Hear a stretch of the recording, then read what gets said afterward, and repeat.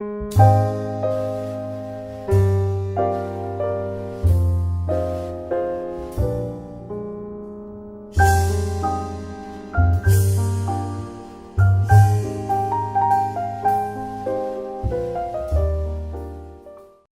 happening here at the beginning of 2 Samuel is after the death of Saul, there is now the question of succession. Who's going to succeed to his throne? And there's going to be a great deal of conflict. You might say a civil war or a war of succession. And you have the family of Saul and his supporters in Israel who support the dynasty of Saul. The crown prince was Jonathan, but Jonathan is killed in the same battle that Saul is killed in. But Saul has other heirs. And it's important to note that the tribe of the 12 tribes, Saul and his family are Benjamites. So the tribe of Benjamin is naturally going to support Saul. David, on the other hand, is of the tribe of Judah, which is a very large, strong tribe in the southern region.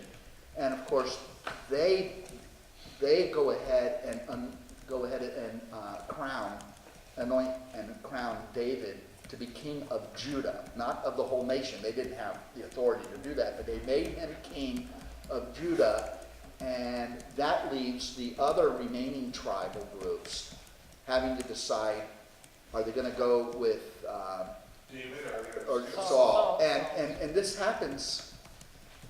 Regime change is always a vulnerable time in a society. And this has been the case even in recent years.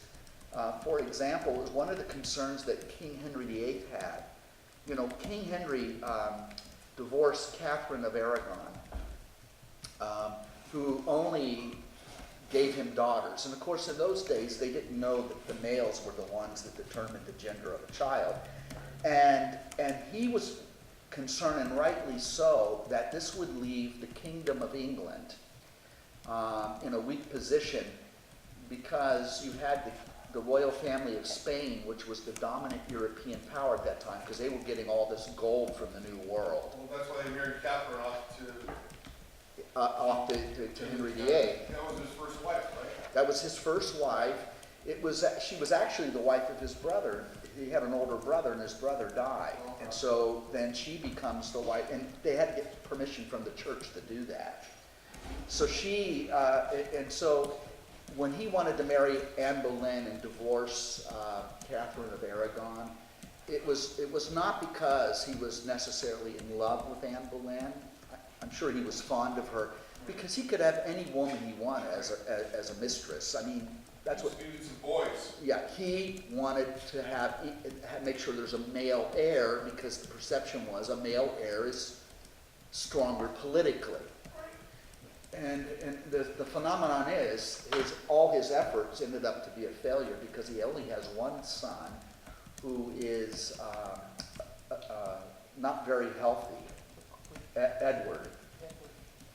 And Edward is briefly king, but he's very weak physically and emotionally and psychologically. So that was an utter failure. So eventually, Mary, one of the daughters of Catherine of Aragon, takes the throne.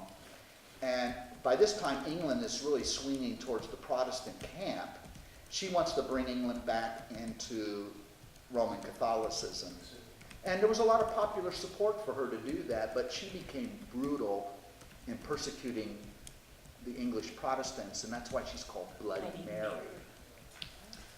And So then how does that reflect back to where those servants? When they Oh, killed each what other, yeah, I mean, they killed. It wasn't like they had like a cage Yeah. match battle royale. One set of servants versus the other set.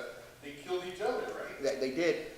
But So how does that? one group was representing the Benjamites, and Right. another group represented the Judites. Right. And so this story, as it's recorded here, is recorded as occurring in that time when there is conflict between the, and it is an example of the kinds of things that were going on in the struggle for succession to the throne.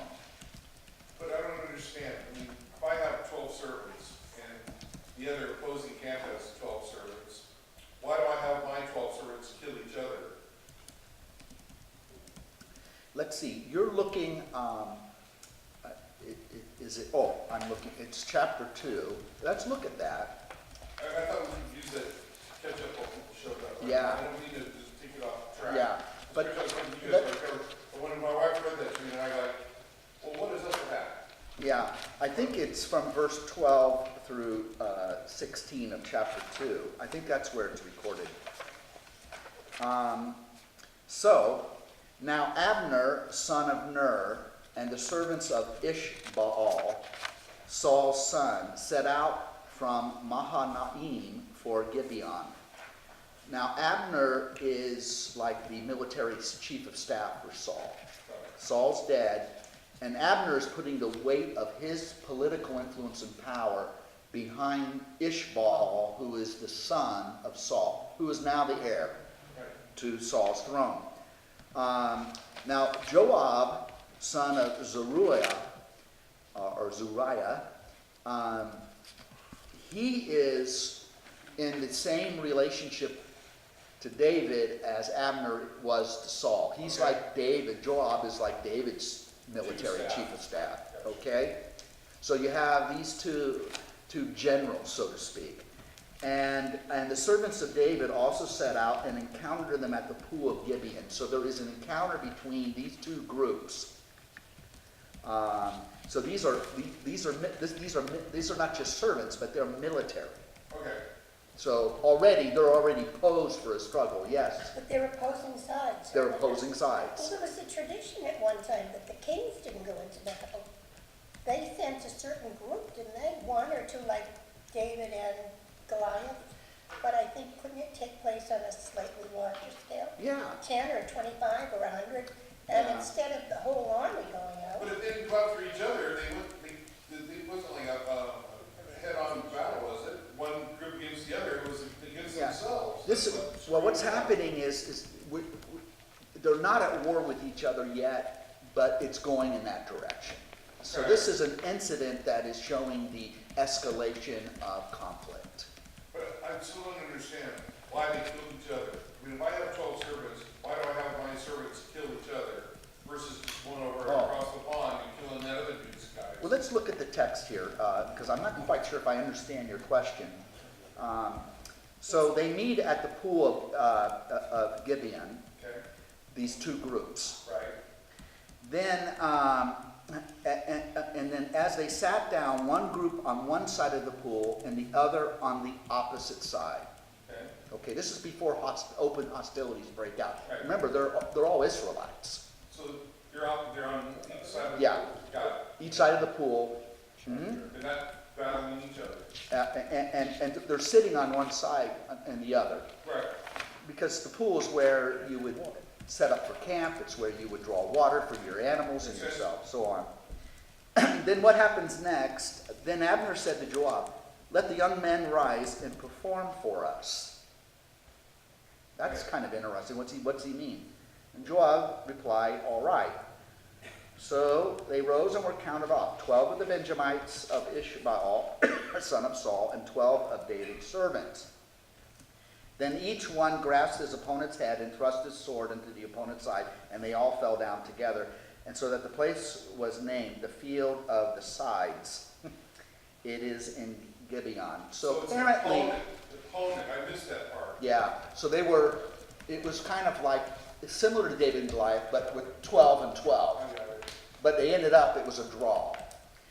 So this story is included here because this is what's going to be happening. They're going to be in conflict with each other. It will be a civil war, and they're going to be killing each other. Brothers, really, fellow Israelites are going to be killing each other. So this story is now the beginning of hostilities. I did. I missed the whole thing about Yeah. the opponents. I thought they were the servants of one side were killing each other, and the other side was killing each Yeah, other, like no, a they were- suicidal thing, and I was like, what? They were coming together and they ended up they killed each other. There was no winner. They all of them. There were 12 on each side, so all 24 of them died. Sorry. It kind of shows you. This story illustrates the total futility of this civil war. Yeah, makes sense. Okay, we are now remember Abner was killed. He was murdered. And now we come to what's going to happen. And then Ishbaal himself is murdered.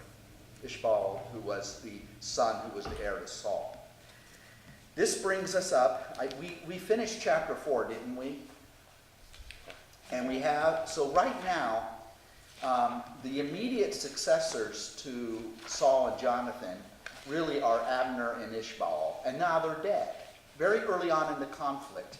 Does this mean it's over? No, there's still going to be conflict, and this is where we are in chapter 5.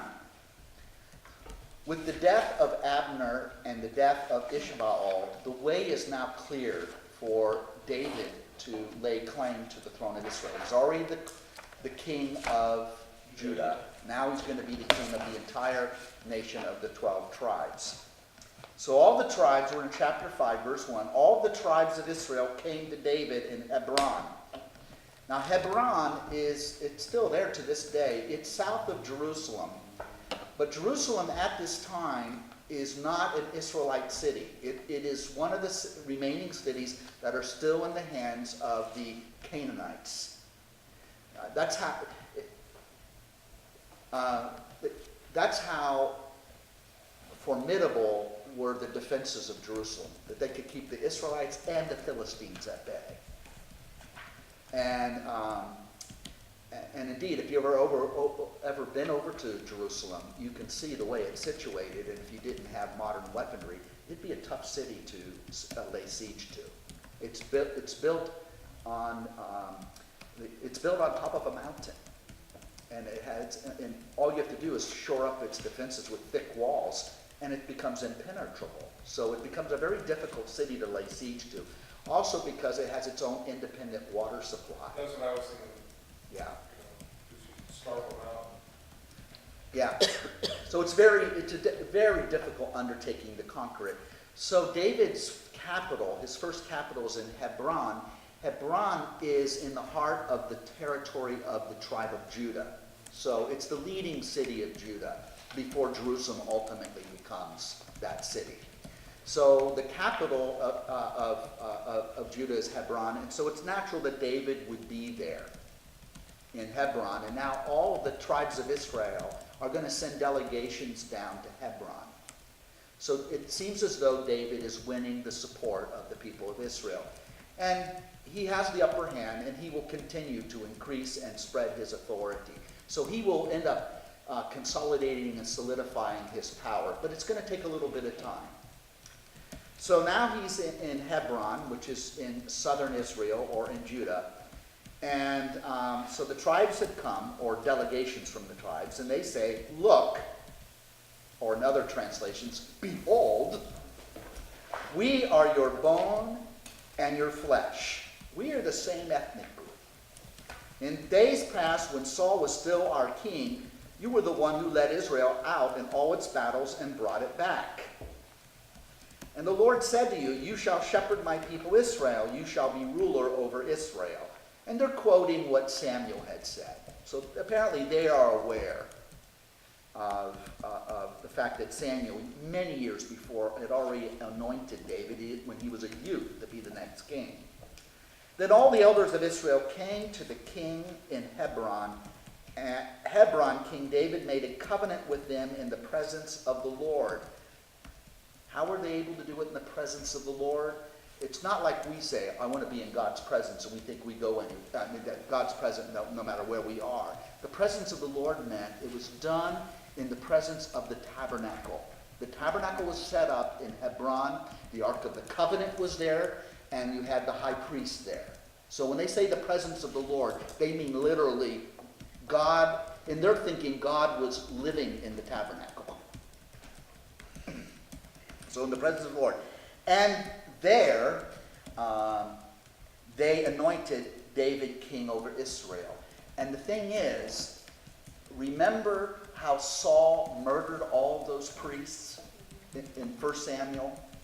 And very early on, when there was this struggle between David and Saul, the forces of David and Saul, David took in the high priest, which would have been Abiathar. And so David won over the support of all the priests of Israel. The priests of Israel come from one tribe, the tribe of Levi. So before Saul was even dead, Saul committed this atrocity, killing all these priests.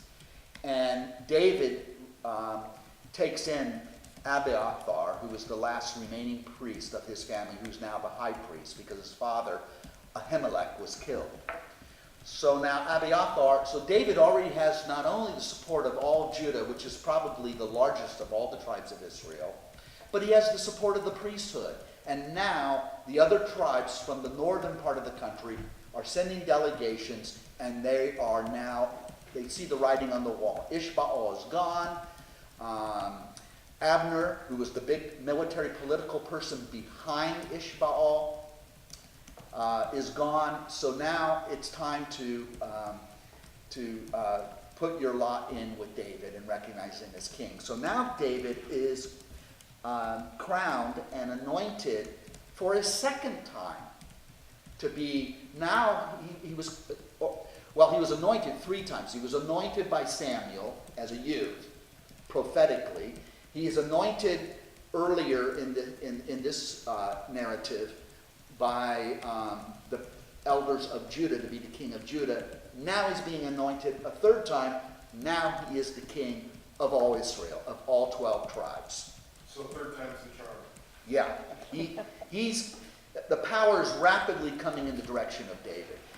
And it helps the fact that David was a hero. Remember, he won many of the battles against the Philistines, and he was a folk hero. He was popular. Well, when you killed Goliath, come on. Yeah, that's right. Exactly. So David has this reputation, and then when David becomes a fugitive, he gathers around him a band of merry men, and he's like a Robin Hood character. So David is just growing in popularity, growing in strength, and he's a very good leader. He's a very good leader. He's very wise. So he's a very different king than Saul. David is not as impressive. Saul had an impressive physical appearance. He was extremely tall, and the writer goes out of its way to saying how good-looking he was. So he was a man that was attractive. David was a smaller man, and he was red. So there were a couple ways of going with that, because the Hebrew is unclear, I am told. Red would mean, and there's been other biblical characters who have been described as red. He either was a red-headed man, which would make him stand out, because most people weren't red-headed, or he was a very ruddy, red-looking person. So David is not talked about in the kind of, as having the kind of physical appearance that Saul was impressive. He wasn't Brad Pitt. But David, on the other hand, what makes him impressive that is brought out is his character. He was a man of superior character than Saul, no doubt about it. And of his fairness as a leader. He was a natural leader of men, and he inspired people. And he was an inspiring personality, and probably this has something to do with his musical ability. He was the rock and roll star of his generation. I mean, he wrote music, he sang songs, he played an instrument. So he was someone that had an array of gifts. Not only was he a skilled warrior, but he was a musician. And so people were attracted to him. Kind of a Renaissance man. Yeah, I guess you could put it that way, yeah. A man of multiple skills. Okay. Then, I think I'm in verse 4, right? David was 30 years old when he became king, and he reigned for 40 years. I I should say at this point, when we talk about 40 years, I think I've said before, we can't be exact because the Hebrews weren't concerned about exact numbers and chronology as we are as moderns, or even as other cultures were. It's a symbolic number. It meant he reigned for a very long time, and for the perfect amount of time. What about the age? The age, too, you can only take it. You got to be careful when the Bible assigns an age to someone. But 30 years of age somewhat corresponds with the age of Joseph in the book of Genesis when he became the prime minister of Egypt. So 30 could have meaning because of that. It's interesting that when Luke begins his gospel about Jesus, when Jesus begins his ministry, Luke makes a point of saying he was about 30 years of age. We don't really know how old Jesus was precisely, but 30 is a symbolic number. And that would in Luke's mind, that could be hearkening back to David was 30. A man in his prime. Yeah, a man in his prime, yeah, at the right time. Yeah, I think you think of 30 years as isn't that what we think of as the age of a man in his prime? Yeah. Because it's downhill from then on. Okay, so David is about 30 years of age when he now becomes king over all of Israel. In Hebron, he was king over Judah 7 years and 6 months. And in Jerusalem, he was king 33 years over all Israel and Judah. The next story we get is how David conquers Jerusalem and makes it his new capital. This is the significance of Jerusalem. The capture of Zion, it says there, Zion or Zion is the mountain on which Jerusalem is built. So whenever you hear about Mount Zion or we're marching to Zion, that reference is to the hill upon which the sacred city of Jerusalem is built. Then the king and his men went to Jerusalem against the Jebusites who inhabited the land. That is, it was a city-state right there in the heart of Israel that still belonged to the Canaanites. The Jebusites were a particular tribe of the Canaanites. They told David, "You shall not enter here. The blind and the lame will drive you away." So they were pretty secure in their defenses, because even our blind and lame will be able to repulse you. And nevertheless, David, in verse 7, captured the fortress of Zion, which is the city of David.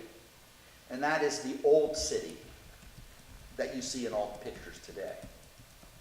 By the way, I think it was just a couple of years ago, they uncovered, for the first time, they uncovered the floor and foundations of David's palace.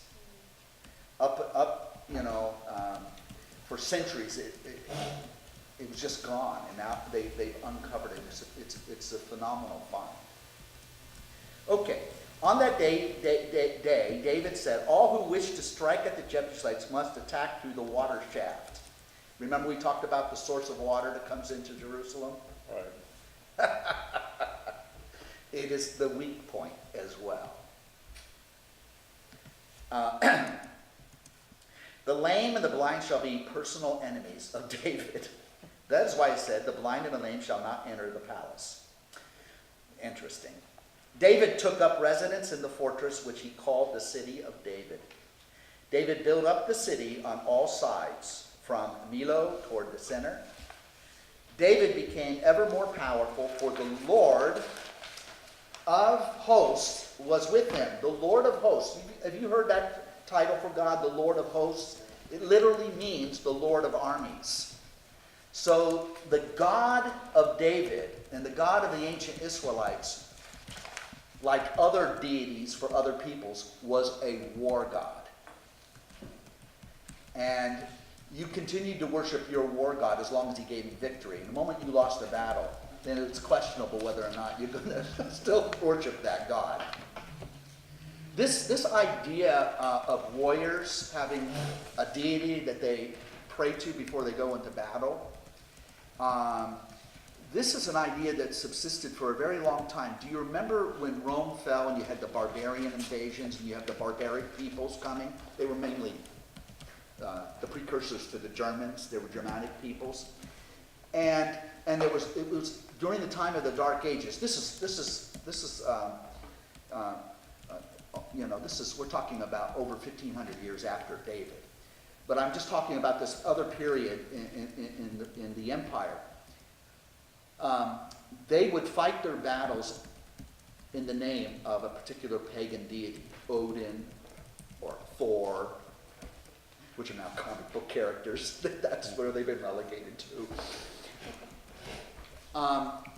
Some of the warriors would convert to Christianity. And when they would convert to Christianity, the important thing was, is Christ a God who is more powerful than the other gods? And if they won the battle, they would say, okay. So they interpreted Jesus in their context as they understood how deities are supposed to behave. And so quite often these early barbarian kings became Christians because they felt like Jesus helped them win their battles. Well, Constantinople is a prime example of that. Yeah, so you would have this kind of thing going on. But it's a total misunderstanding of Christ, you know. But that's where you get into people, where you get onward Christian soldiers, you know, that kind of militant Christianity. Okay, anyway, I digress, so I want to go right back to where we were. The Lord of hosts is the Lord of the armies of Israel. Hiram, king of Tyre, he's a Phoenician, sent envoys to David along with cedar wood and carpenters and masons who built a house for David. The Phoenicians at this time were a very sophisticated society. Remember, they had quite a navy, and they sailed the entire Mediterranean area, and they prospered enormously, and they were quite wealthy. And you might remember that the city of Carthage in North Africa was founded by Phoenician colonists. And the Phoenicians were so wealthy and powerful in the Mediterranean world that they became rivals later in history with the Romans. And then you had the Punic Wars, and Rome eventually prevails. But it could have been just as easily the Phoenicians, and they would have been the world power. But that's another story. I just kind of wanted to give you an idea of why Hiram, king of Tyre, is an important personage. By sending these gifts to David, for David to build his palace, was a way of acknowledging and getting recognition from a foreign power. In this case, his closest neighbor to the north, Phoenicia. David now knows. Oh yeah, thank you. David now knew that the Lord had truly established him as king over Israel and had exalted his kingdom for the sake of his people, Israel. David took more concubines and wives in Jerusalem after he had come from Hebron, and more sons and daughters were born to him. By the way, this is something that rulers and kings frequently did. They built a harem. And it was about power. It was about, if you produce a lot of heirs, and they become officers in your military, they become governors in your land, they're tied to you by blood. So you are consolidating your power and that of your family. So it was important politically for David to sire many children. So he took on concubines and he took on more wives. Now, up until this time, he already had 3 wives, which was normal. One of them being Saul's daughter. So David now has a whole harem, and he had more sons and daughters that were born to him. These are the names of those who were born to him in Jerusalem: Shammua, Shabab, Nathan, Solomon, Ibhar, Elishua, Nepheg, Japhia, Elishama, Beeliada, and Eliphalet.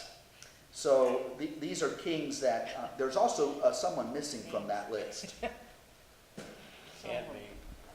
No, Solomon's there. Campground. So, but anyway, he does have sons from his earlier marriage, and he does have, his oldest son is Absalom. And just remember Absalom, he's going to figure very prominently later in the story. By the way, Solomon is the one who eventually becomes king over Israel after David. Solomon's mother was Bathsheba. And Matthew traces the descent of Jesus through Solomon and from Bathsheba all the way down to Joseph. Not so Luke. In Luke's genealogy, he traces it through Nathan. You see Nathan is mentioned there. Okay, the rout of the Philistines. The Philistines are in decline at this time. They've experienced many defeats at the hands of King Saul as well as David. But now David's going to deal with the Philistine problem once and for all. When the Philistines had heard that David was anointed king over Israel, they marched out in force to come after him. Just so you know geographically what's going on, in the land of Canaan, you have the highlands, the mountainous regions that run north and south. That's where Israel was established. Then you have the coastal plain. That's where the Philistines are. So you have the Israelites now struggling with the Philistines for control of the land. They've been fighting this out for centuries. David's going to deal with it once and for all. The Philistines after David will no longer be a problem for Israel. They become vassals of Israel. So, when the Philistines had heard that David was anointed king over Israel, they marched down and forth to come after him. When David heard this, he went down to the refuge. And the refuge, they say, is probably near Adullam. Do you have a map that shows that? Did I give you a map? No.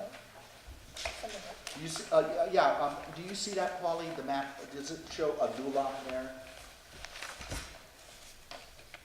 Anywhere? No, I'm looking at the double-sided one and I don't see it. Okay, it's not noted on that. Well, anyway, it's down the hill, heading into the coastal plain.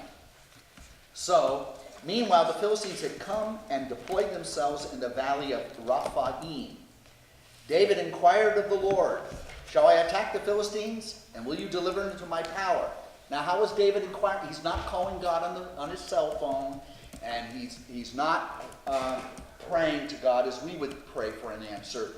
He was going to Abiathar, the high priest, and Abiathar has in his ephod, his breastplate, he has the two stones that are divining stones, the Urim and the Thummim, and they do something with that. And so you ask God yes and no questions, and you throw out the dice, and however it turns up is your answer. That is what they meant by consulting the Lord. Magic ball. What's that? You know, a magic ball. That's, it's exactly like that. It's a type of divinization. So they felt this way, they had access to God. And so, shall I attack the Philistines and deliver them into my power? And it says the Lord answered. Bear in mind, we don't know that God directly spoke. This is what turned up on the dice. And they attribute it to God. But anyway, here's what God says. Attack, for I will surely deliver the Philistines into your power. David believes that is a word from the Lord. The important thing is, this is David's belief and the belief of the people at that time. Today, we have a different understanding of God, a much more sophisticated, and we don't think that God goes around sending people to war. But they certainly believed it at that time. So David went to Baal Perazim, and he defeated them there. He said, "The Lord has broken through my enemies before me just as water breaks through a dam." Therefore that place was called Baal Paratzim. The Philistines abandoned their gods there. Now why would they do that? Because their gods lost. They're no good. So they left their images of their gods there on the battlefield. Because they're not worth their salt. The God of Israel is greater and more powerful than the God of the Philistines. And David and his men carried them away, so they become trophies of war. Once again, the Philistines came up and deployed themselves in the valley of Rephaim. They don't want to give up easily. And again, David inquired of the Lord, back to the high priest and the throw of the dice, who replied, "Do not attack the front.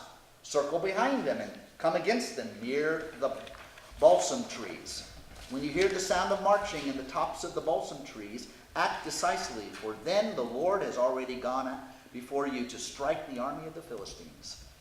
David did as the Lord commanded him and routed the Philistines from Gibeon as far as Gazer.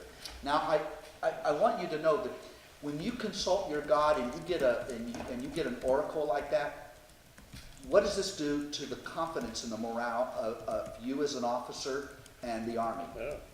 You've got the Lord behind you. Yeah, you're going to go. I can tell. Yeah, that's right. Yes, Diane. I want to point out to all of you that we have a clear example of a doublet here. A doublet. Yeah. Oh, good. Chapter 18. Meanwhile, the Philistines had come and deployed themselves in the valley of Rephaim. Yes. David inquired of the Lord, and if you look down at 22, the Hebrew is identical. Once again, the Philistines came up and deployed themselves in the valley of Rephaim, and again David inquired of the Lord. So most scholars think that the second one, 22, was the original version, and that the Deuteronomic historian put 18 through The earlier. 21 Yeah. into this section. And I just thought it was interesting. If you're hunting for what is a doublet, we've got a real one. It's a classic one there. Classic. So both of the narratives are probably referring to the same. They think it's the same. Probably there was Two only different one versions. battle. Yeah, Yeah. but two different versions of the same Same battle. Yeah. Okay. Next question, why did David have to fight for Jerusalem? Wasn't it included in his kingdom, or is this before that? It never was included. The city of Jerusalem was one of those holdout cities. The Canaanites still had it. They were called Jebusites. So Jerusalem never belonged to the people of Israel until David conquered it. Then he moves his capital there, and there his son will build the temple. And after that, right? Yeah. Okay. Now, Jerusalem at one time was called Salem. And we have an interesting story in the book of Genesis of Abraham meeting Melchizedek, who was the king priest of Salem. He was a Jebusite. Okay. Now we go to are we already at chapter 6? And we're making good time through all this narrative. Now, this is a great moment for David. David is now king. He has his capital. He's recognized by other kings from other nations. He was given gifts. And he also has a decisive battle with the Philistines. And really, the Philistines never recover. Okay, remember the tabernacle, where the presence of the Lord is to be found. And in the tabernacle is the Ark of the Covenant. Oh, I have a model of the Ark of the Covenant. Did I show you that? I'll have to bring it down for you again. This is a great story. Anyway, we'll begin the narrative. David again assembled all the picked men of Israel, 30,000 in number. Then David and all the people who were with him set out for Baalah of Judah to bring up from there the Ark of God, which bears the name, the Lord of hosts, enthroned above the cherubim. Now, it's the Lord of armies enthroned above the cherubim. What that is referring to is the Ark of the Covenant. The Ark of the Covenant is a gold box. It's made of wood, but then gold sheeting is put around, covers it on the inside and the out. And in the box is the tablets of the law of Moses, a jar of manna, and so this is the most sacred object to the people of Israel. On top is a lid. On the lid there is a seat. It's called the mercy seat. And then above the mercy seat you have carved and gilded in gold cherubim with their wings outstretched over the mercy seat. You've seen images of this. That is the throne of the Lord. That's Yahweh's throne. They literally believe that Yahweh and his presence sat on that throne. Invisibly, but he was there. And they never carved an image of him like other peoples would carve an image of their deity. Remember, that was forbidden by Moses. And so it's in the Ten Commandments, you shall not make any graven image. That is an image of the likeness of Yahweh, was forbidden. So anyway, it was believed that Yahweh literally sat on the Ark of the Covenant. That's where his presence was. They didn't have the philosophical idea that we have today. You know, in the Baltimore Catechism, where is God? And you memorize it? God is everywhere. Omnipresence. That is a philosophical idea that comes millennia later. They didn't think of God as being everywhere. God was in specific places. Like God had to go out and find out information of what was going on. God was not omnipresent. God was in a certain location. And so literally, they moved God from where he was in the tabernacle in the south of Judah, and they bring him to Jerusalem. They literally believe God is now coming as the priests are carrying the Ark of the Covenant into this new city of David. This is a big moment for David, because David was a great devotee of Yahweh. He loved Yahweh. We read a lot of his psalms, or psalms that are attributed to him. He has a great love and devotion, and he never deviates from that. And so this is so exciting because he credits the Lord, that is Yahweh, with all of his success, all of his life. So now this is a big moment. You know how excited you feel when you have a new house and you bring your parents over for the first time? You know, this is David. He's so excited to show Yahweh all he has done. So they transported the Ark of God on a new cart and took it away from the house of Abinadab on the hill. Uzzah and Ahio, sons of Abinadab, were guiding the cart, with Ahio walking before it, while David and all the house of Israel danced before the Lord with all their might, with singing, with lyres, harps, tambourines, sistrums, and cymbals. Now, a lyre is a stringed instrument. Harps are stringed instruments, and David played the harp. You know what a tambourine is. Sistrums? I don't know what that is. Does anyone know? Yes? Jerusalem Bible says castanets.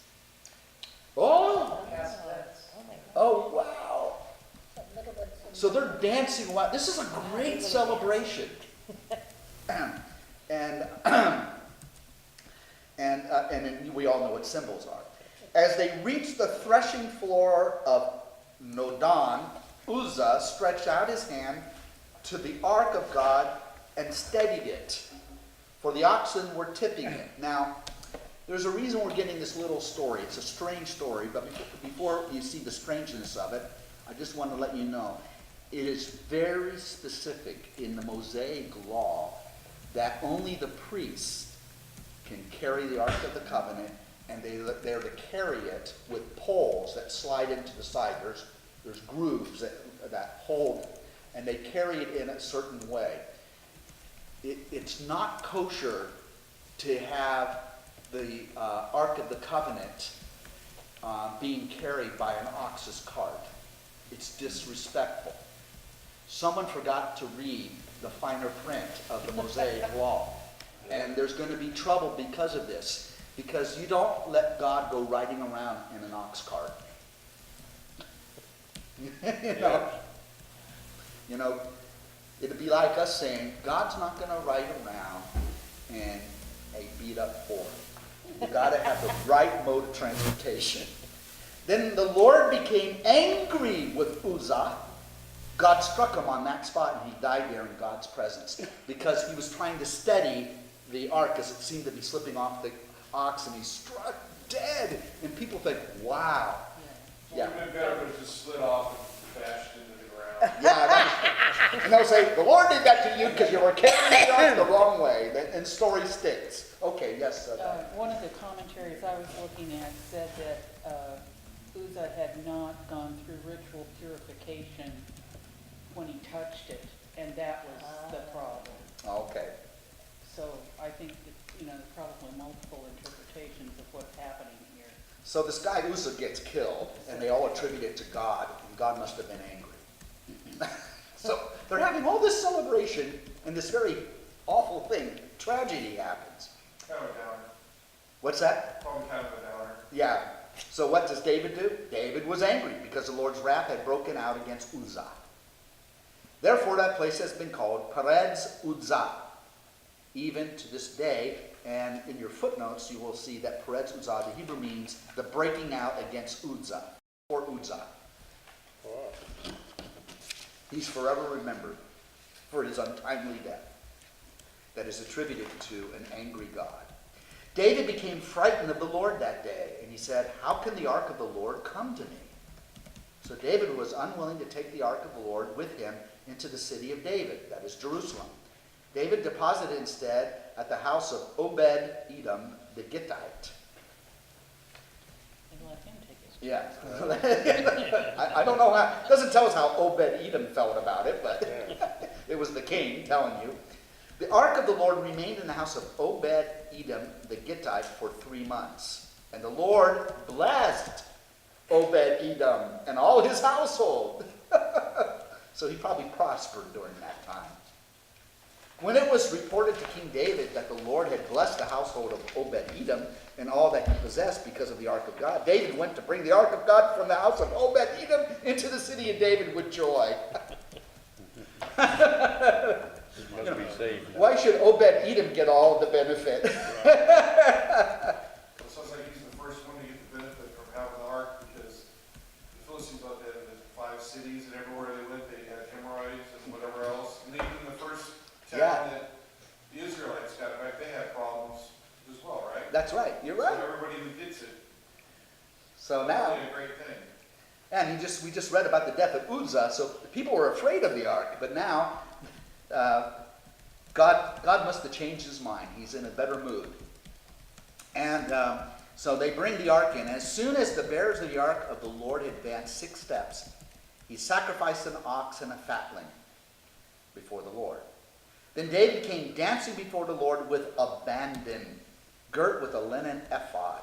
So David even takes on the linen ephod, which is only priests wear that. He grabbed it and was wearing it. And by the way, that's the only thing he's wearing. So David was, you know, Boom commandment. Full of gay abandonment. a gay abandonment. He was about as naked as he could be. But he was all doing it because he was caught up in this excitement and joy, and he did this. He danced before the Lord. This was an act of religious devotion. Don't get any ideas, brothers. This Sunday. You mean you guys are not going to entertain us? No, we're not going to be running into church dancing and abandonment like that. Okay. So don't be David and all the creepy. house of Israel were bringing up the ark of the Lord with shouts of joy and sound of horn. Remember the shofar?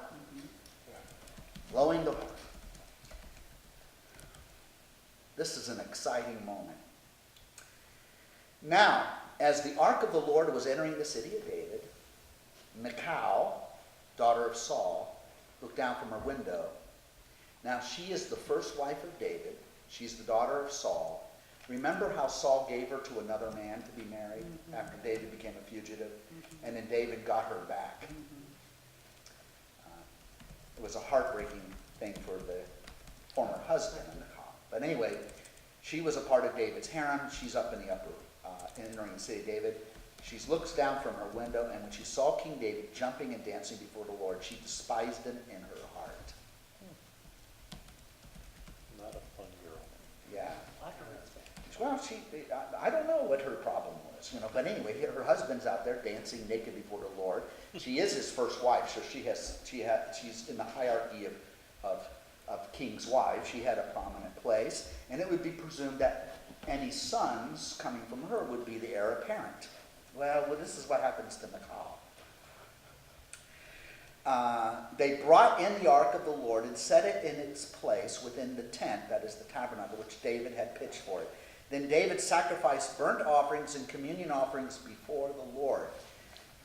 In other words, David was overseeing. It would be the priests, naturally, who were doing the actual sacrificing. When David had finished sacrificing burnt offerings and communion offerings, he blessed the people in the name of the Lord of hosts, or the Lord of armies, and distributed among all the people, the entire multitude of Israel, to every man and every woman, 1 loaf of bread, 1 piece of meat, 1 raisin cake. So this is a great banquet feast. Remember, sacrifices were banquets. It was usually associated with a great meal and celebration. They were happy occasions. Then all the people returned to their homes. When David went home to bless his own house, Michal, the daughter of Saul, came out to meet him and said, "How well the king of Israel has honored himself today, exposing himself to the view of the slave girls of his followers, as a commoner might expose himself." Yes. But David replied to Michal, "I was dancing before the Lord, as the Lord lives, who chose me over your father and all his house when he appointed me ruler over the Lord's people, Israel. Not only will I make merry before the Lord, but I will demean myself even more. I will be lowly in your eyes, but in the eyes of the slave girls you spoke of, I will be somebody." Saul's daughter, Michal, was childless to the day she died. Wow. In other words, she was legally his wife, but she didn't have any enjoyment with her husband. There is a disadvantage for a wife when your husband has 5 or 6 other wives. Would it be reasonable to think of the ark as the image that we saw in the Raiders of the Lost Ark? Yeah, I was when I saw the image in the Raiders of the Lost Ark, how they showed that. That's how it's described in the book of Exodus, because the book of Exodus gives a very careful description of it. And so when you see pictures, the artist renditions of the Ark of the Covenant, you always recognize it because it has that distinctive look. Yes, exactly. And next week I should have run it tonight because it would have been great to see. I have a model that. We've Isn't seen it that the one once, that Mary yeah. Lou brought? Yeah, Mary that's Ann. right. Mary Ann Mary Ann. bought it for the church. So we have an actual model of the Ark of the Covenant. And I'll show it to you next week. Because sometimes it's good to kind of see it. You can visualize it more readily. Any other I thoughts? think Michal deeply resented the fact that David ripped her away from her second husband. I think she loved him. He obviously loved her from the description that Yes. we get. And that she was a woman who was full of resentment and absolutely saw nothing to respect in David as he was dancing and carrying on. She just didn't respect him at all. Between what happened with the second husband and what David wound up in essence doing to her father, I mean, Yeah. a lot to be unhappy about there. Yeah. That's interesting. It also shows you the status of women in the ancient world. Yeah. Well, and it also cuts off a lineage in which the house of Saul and the house of David are joined together. Yeah. Say that again? It I don't know what word I used, cuts off, Cuts off it the lineage. eliminates the possibility of the house of Saul and the house of David coming together. Yeah. Because if she had sired a male heir who would have become king, he would have been the grandson of Saul and the son of David. And so the two households, the two families would have been then united from that point on. That doesn't happen. So, any other thoughts about the status of women or Nicole story? It's a tragic story. Well, all of this is leading up to chapter 7, which is a really important chapter, on which we're going to get to next. But this idea of the house of David and house of the Lord Yeah. is going to be really important when we look at what happens in chapter 7. So this is in a way, it's a sort of a prelude to What comes next? what comes next. Yeah. So, that's, we got through, it's only 5 minutes after 8. Well, then we can play. I really, boy, we're making good headway, but this is pretty straight narrative, and it's, are you enjoying this narrative? And, Yeah. It's really kind of opening up the history of Israel before the time of Christ, you know? Because I feel I would have never have extracted the information like this. You Yeah. feel what? I've tried this in past years, and these were just words on paper that didn't correlate. So now it's like you're connecting the dots and you're seeing a real story emerge here that makes sense. The dynastic battles, the Civil War, the coming together, yeah. The political intrigue. So I guess my comment about love a week or so ago wasn't true. Oh, what's that? When David commanded that Saul's daughter, Michal, be brought to him. Yeah. I think it was, we don't know because it's never recorded that he loved her. I You know, just but he wondered loved her why brother, she's Jonathan. And I think that it shows you another thing that happened to women in that time. They were pawns. And when it came to power politics, David could not afford to have a daughter of Saul bearing children. And then there could be a rival claim on the throne of Israel.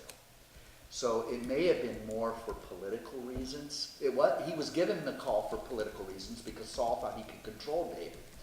You don't get a sense that David ever grieved. His pride was hurt. He was angry at what Saul did, giving his wife over to somebody else. But as soon as he was in a position of power, he grabbed her back. But I don't think I'm not convinced it was love that motivated it. It was pride and political reality. You said he was an astute politician. So Yeah. First thing he did. Yeah, that's right.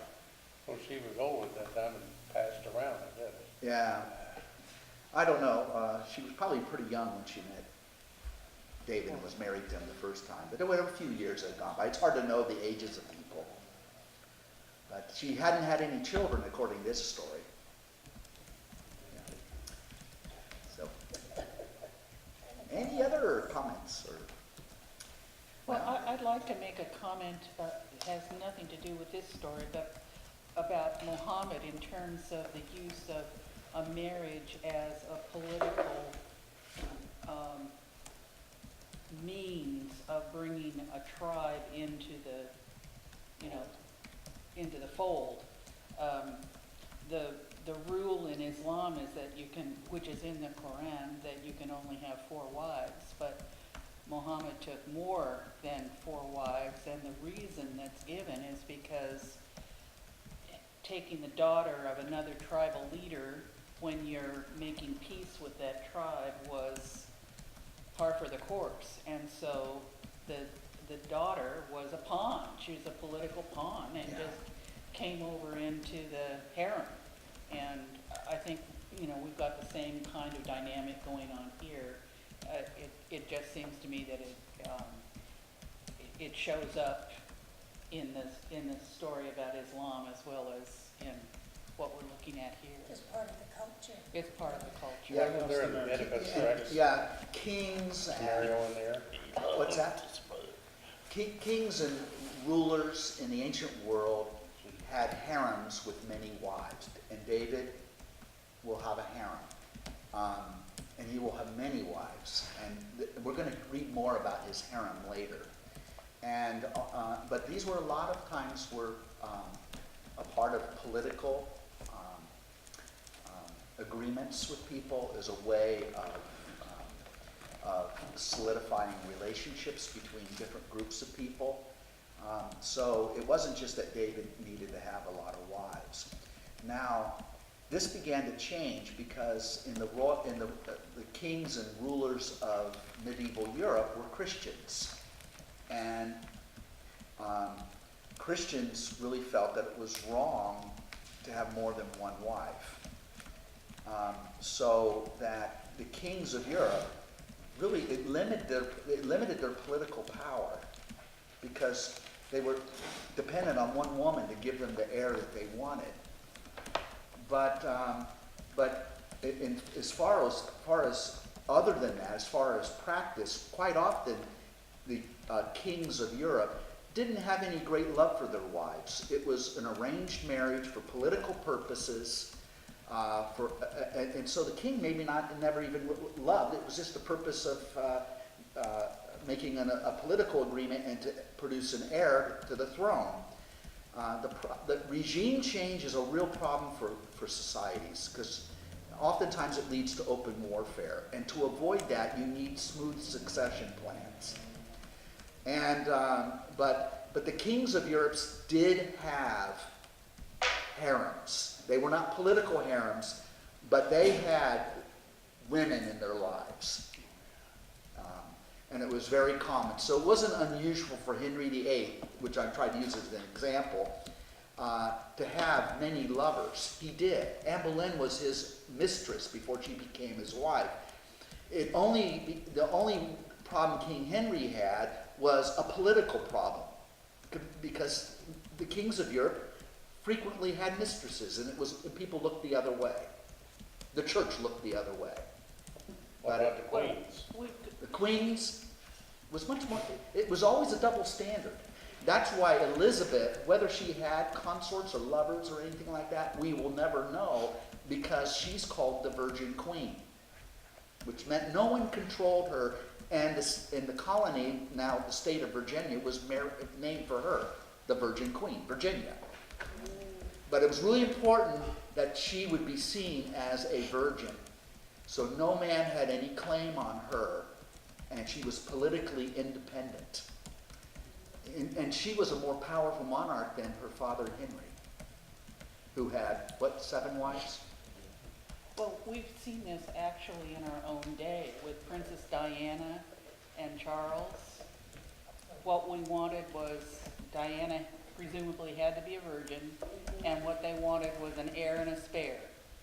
And once they had an heir and a spare, and she was in a miserable situation because Charles did have a mistress. And he didn't love her. And he didn't love her. Yeah, he had that relationship long before Diane With Camilla. and just kept on with it. But Camille did not qualify politically Right. to be To the heir. be Yeah. the wife, the mother. So, yes. Peter, in chapter 5, it says that after David came up, he had concubines and wives. Yeah. And I'm wondering, what's the difference, or what makes a wife? Is there some sort of religious ceremony? Is there a contract?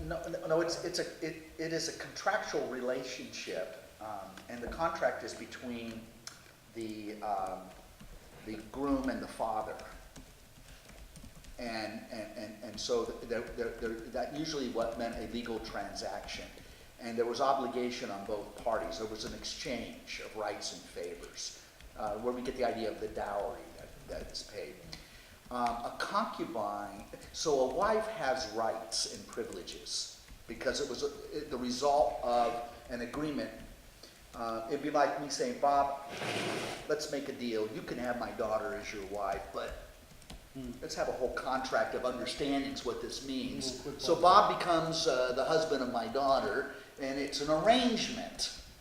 And there's legal obligations. A concubine is just a woman that is taken and has no legal rights. It wasn't a result of an arrangement between families.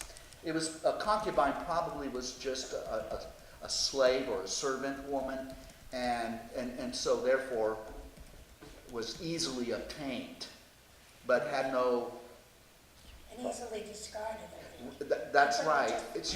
They're there for the pleasure of the king, and a concubine, the children, the offspring of a concubine would be at the very bottom as far as succession. They would not be entitled to succession unless all the other children who were born of legitimate wives were gone. Yeah. So it's a matter of status. A wife is someone who has a higher social standing. A concubine is virtually a slave. And you could have as many concubines as you could afford. Solomon, in his harem, had more than 700 wives. 700. This clearly is not about giving him sexual pleasure. He couldn't get to them all. I mean, after all. That's what I was thinking. Yeah. More than Air Jordan. If you're It number was for 600, it was for status. if you're number 699, you're gonna wait a long time. That's right, you know. So it just It's not fair. Yeah. And the older the king got, the longer you had to wait for your turn.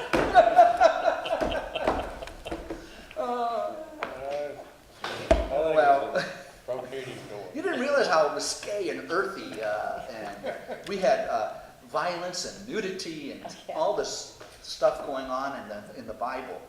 Shocking, isn't it? All the political intrigue. Yeah. Well, we're getting out 15 minutes earlier, everybody. Yeah. Time to do it the way. Yeah. My question is just mine. lots Yeah. and lots of sex and violence. And thanks for bringing the cookies, Jim. Appreciate that. That's the weak side. Any special intentions you would like to offer? Yes. Yeah. Ed. Good friend from a long time ago, his wife is very seriously ill. Her name is Ellen Stork, they live back in Virginia. She needs healing. She needs healing or comfort or something. Okay. My nephew's wife, Melissa, is gonna have cancer surgery this Thursday. Okay. Melissa? Yes.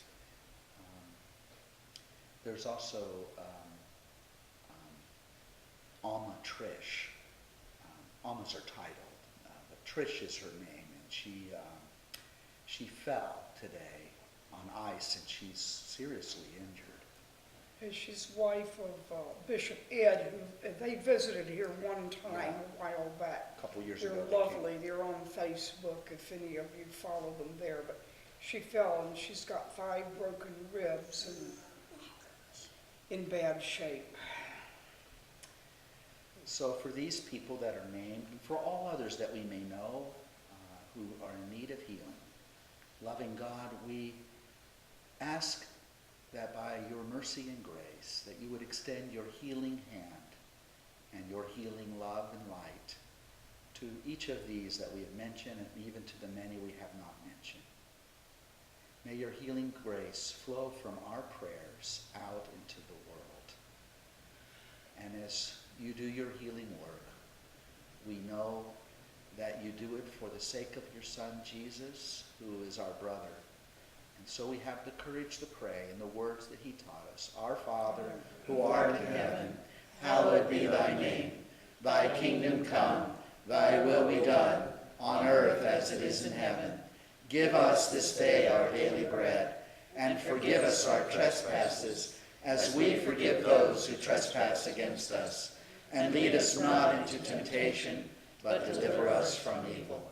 Hail Mary, full of grace, the Lord is with thee. Blessed art thou among women, and blessed is the fruit of thy womb, Jesus. Holy Mary, Mother of God, pray for us sinners, now and at the hour of our death. Amen. Glory be to the Father, and to the Son, and to the Holy Spirit, as it was in the beginning, is now, and ever shall be, world without end. Amen. We belong to you, O Lord of our longing. We belong to you in our daily living, dying and rising.